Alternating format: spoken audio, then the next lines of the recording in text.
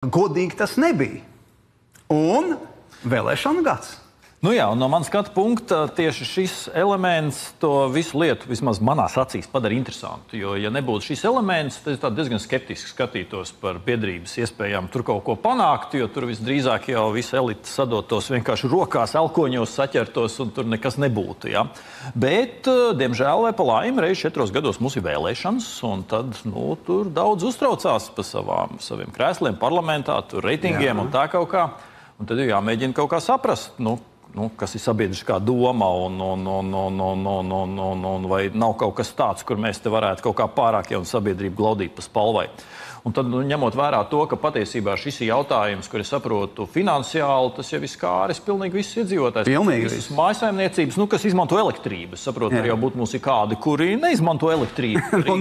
Te Rīgas centrā te var redzēt, daži izstāst dzīvo uz ielām, un es šaubos, vai viņi maksā savas elektrības rēķinus. Bet taisnība, viņiem drīzāk arī pasi Lombardā ieķīlāta.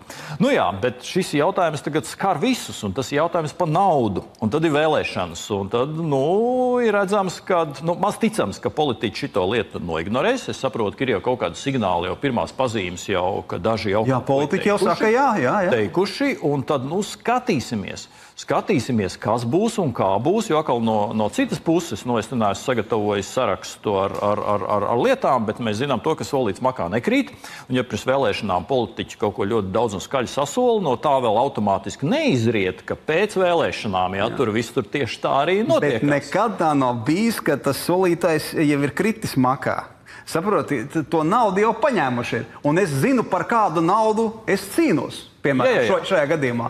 Te ir stāsts par to, jūs taču un vēl šī lieta ir interesanta ar to, ka vienkārši šīs lietas mērogs. Jo vēlreiz, te ir stāsts par to, ka te netiesiski ir maksājuši pilnīgi visi.